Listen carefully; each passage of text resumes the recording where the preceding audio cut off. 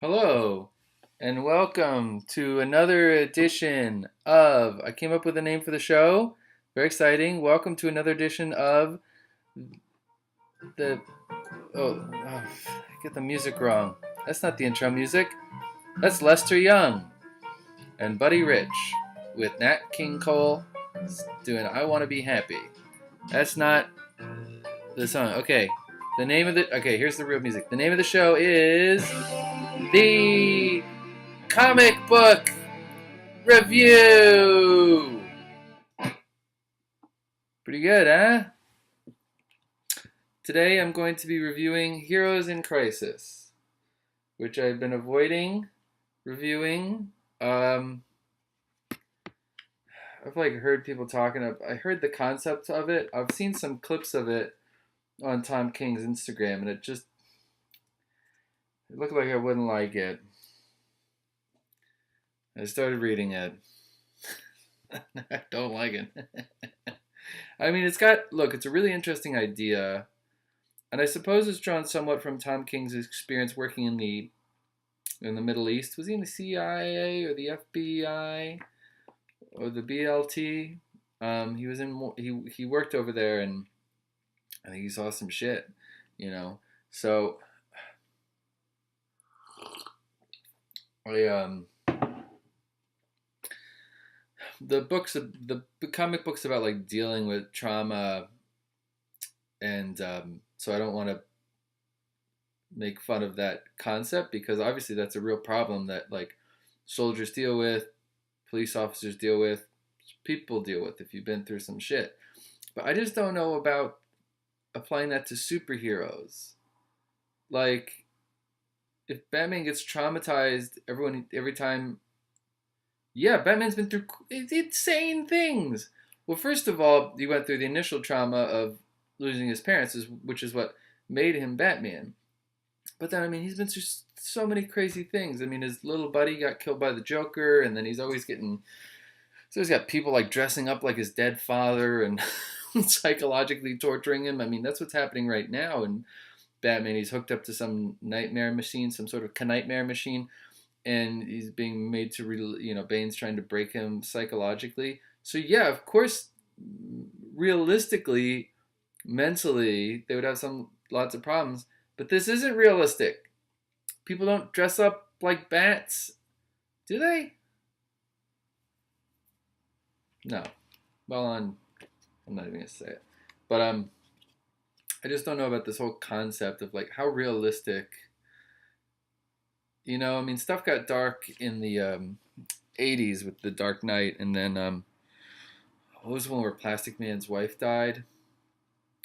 It was so dark, and that's like realistically what comic books would be like if this was real.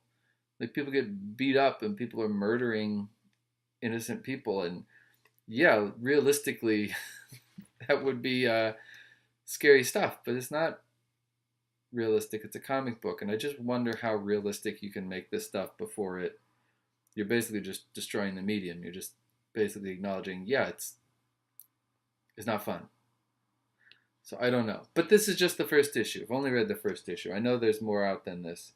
But here, let's go ahead and talk about here. Get a nice shot. Mom, take a picture of Heroes in Crisis, numero uno. It's number 1 of 9. It is written by Tom King, drawn by Clayman. Sounds like a Batman villain. Clayman. And colored by Tim. Why am I so bad with names? My last video was about Thanos.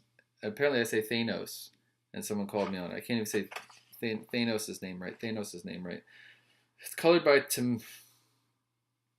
Tameyu Mori, and the letters are by Clayton Cowles. And I like how they have lots of other stuff. Superman, created by Jerry Siegel and Joe Shuster. Yeah, give them some credit, dude. They didn't get a lot of credit for a long time. They did not benefit. Anyways, here's the beginning. Got a nice... Who wants to read a novel of The Killing Joke? Me. Booster Gold is in the diner, and Harley walks in, and he's like, oh, there's going to be a fight. And then you got this big spread. Heroes in Crisis is on the corn. And I do not like this new Harley outfit. So this is canon? This is what they're doing now? Does anybody like it? This is old news. I know she's been dressed like this for a while. Part of my negative reaction to the Harley outfit has to do with the film Suicide Squad that was so bad. Like maybe if that movie didn't exist and I just saw her like this in the comic books, I would have a better reaction to it. But it's partially. I mean, the biggest problem is the double ponytails and the red and blue tips.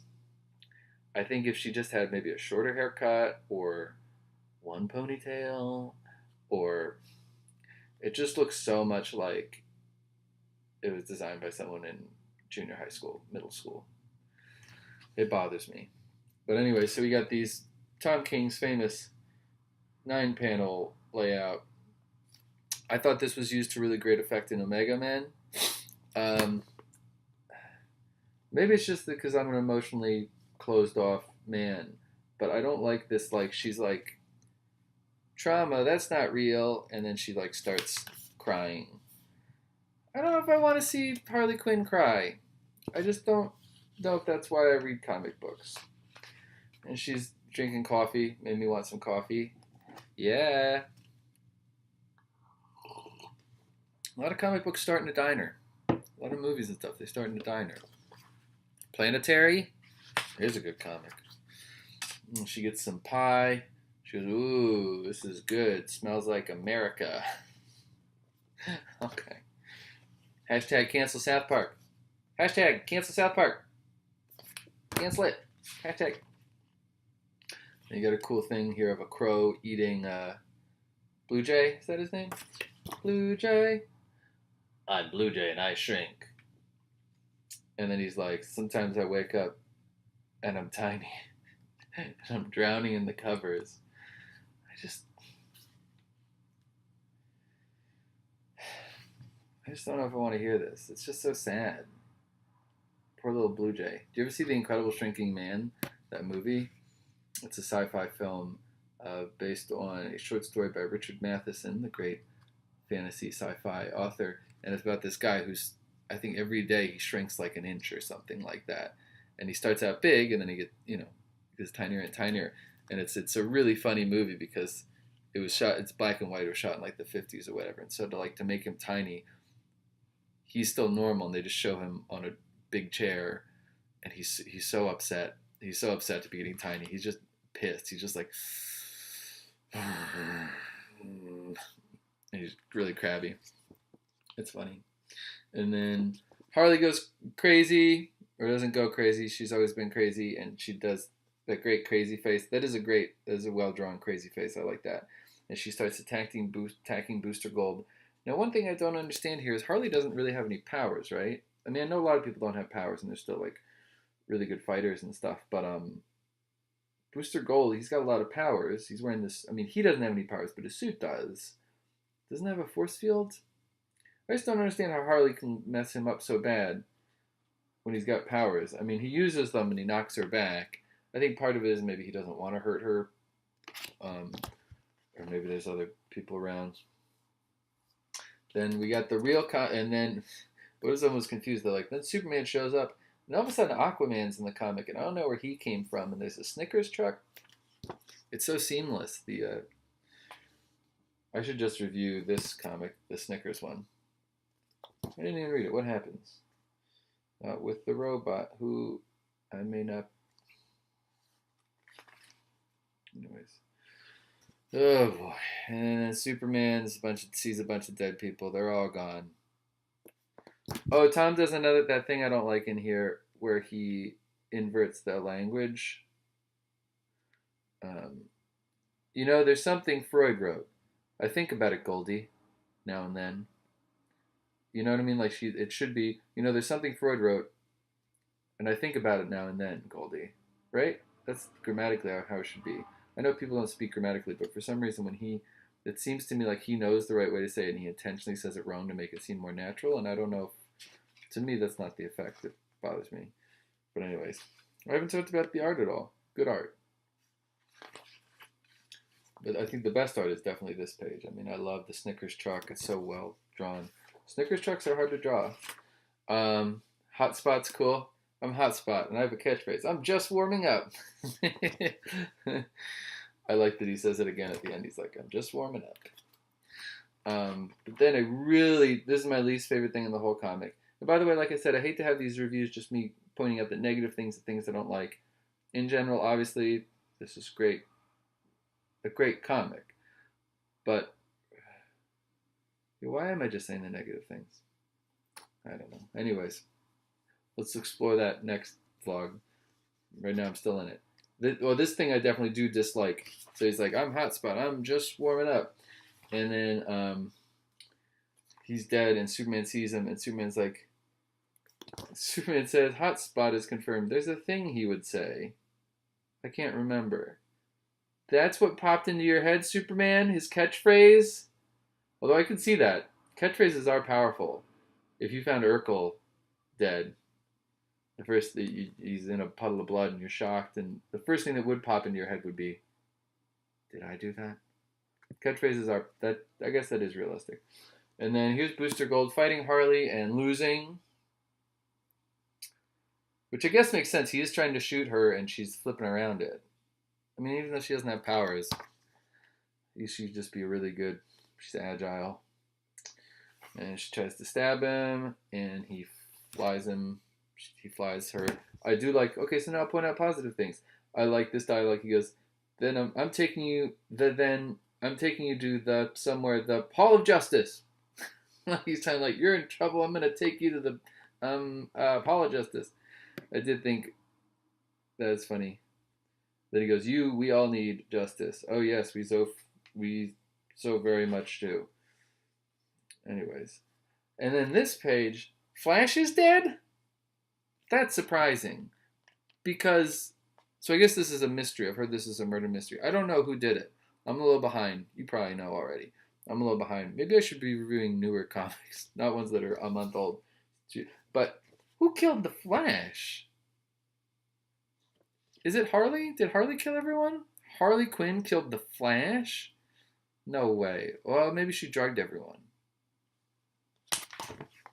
And then Arsenal, I don't know him. But he says he doesn't have any powers. He's just got sticks. Never heard of him. His power is he owns 2 sticks and he knows how to use them. They're flying. Doomsday Clock, is that any good? Haven't read that. I just don't know if I want to read something that takes place in the world of Watchmen that is not Watchmen. Remember the before Watchmen? It's just don't compare yourself to Watchmen. You're not going to come out looking good. Although Darwin Cook's Watchmen was very good. I'm reviewing new stuff now, but I think I am going to go in and start reviewing older stuff too. Just all the stuff on my shelves. I have so many shelves of comics. And Darwin Cook's entry in the Before Watchmen series was very good. He covered that guy, the one who got murdered with the trophy, who wrote that book. He wrote like the tell-all. It was so good. I miss Darwin. What a great artist and writer. You like this mug? My wife's mother made it, and you can see her name on the bottom. Here, see if you can see it. Joy Twin. A little feather. Good coffee. Alright guys, we're almost done with this issue. Hope I'm doing a good job. I don't know if this is how you... I don't think am I supposed to show you every page? And then we got the robots. The robots are all dead. And it says the puddlers are dead. And there's blue robot blood and cookies, and they talk.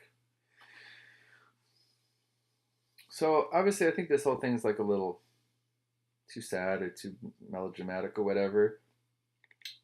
Only because you can be this sad in real life, but with comic books, yeah, the crazy people, or I don't know, you can't get traumatized every time something bad happens if you're Batman and you're fighting bad people every day. But there's a line in here where he says, so they find all the superheroes dead, and then Batman walks out on the porch, and he says, It means what we already know it means, what it always means. Our hope for redemption is now just another hunt for vengeance. And that does make sense. That's a good point. Like, I bet a lot of times superheroes really are like, okay, this time, Scarecrow. Okay, this time, don't do it again. Like, that's probably what they really want. They're trying to make the world a better place, and then the bad guys just keep being bad, and then the good guys just have to go, okay, I guess I'll just beat you up again. I heard, oh, so then here at the end, Booster Gold and Harley, he says that she did it, that she killed everybody, and then she's like, no, you did it. But she might be insinuating that he was responsible for her doing it. I don't know. There's an ad for Old Lady Harley. She looks suitably scared of that giant skull. I haven't read it. Is it good? Let me know. And then we got Booster Gold here, and some nice exposition in his dialogue. I don't know if it was nice exposition, but it was helpful to me. And then here we got the Fast Five. Don't have time to talk about them. And got a great ad for goldfish crackers. And then, boom. Supergirl, the old TV show. Faye Dunaway and Helen Slater. Peter O'Toole's in it. Who is that demon? This looks pretty good. Now on Blu-ray. So there you go. Heroes in Crisis number 1. I'll review number 2 either tomorrow or the next day. And we're running late on time here. Not necessarily. I don't know. How long should these be? I've been told 15 to 20 minutes. That's what YouTube told me. They called me up. I'm only doing these because YouTube asked me. They called me up on the telephone. I got a landline on the wall in my kitchen. It never, I don't use it anymore. All of a sudden one day it rings, ding-a-ling-a-ling-a-ling, and I pick it up. Who is it? YouTube. And they're like, you need to get on our platform. Make us relevant again. We need content. Okay. And they told me, they said, make your videos 15 to 20 minutes long. So right now we're at 17. I feel like 15 is a better length than 20, but probably doesn't matter. What's on Doogie's desk? Another comic book, The Horror by Johnny Dombrowski. He works in kind of an old EC Comics type style. Makes his comics, makes his drawings look old. He's an illustrator really more than I love this one. Comic book artist. I don't know if he even does comic books. He does illustrations.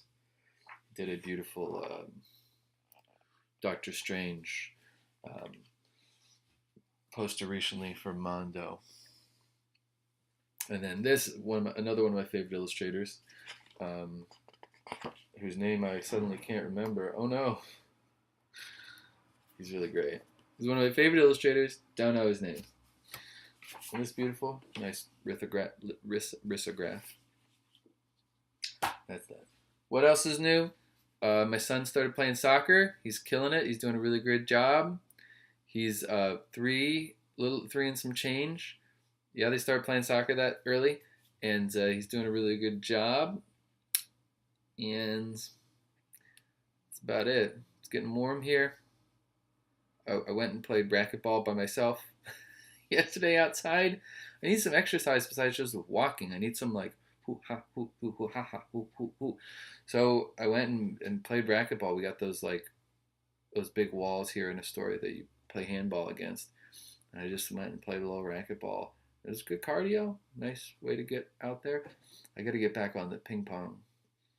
I used to play ping pong. Seriously, before I started doing comedy, ping pong was my thing. And you can't do both. They're both it's too much. Can't serve 2 masters.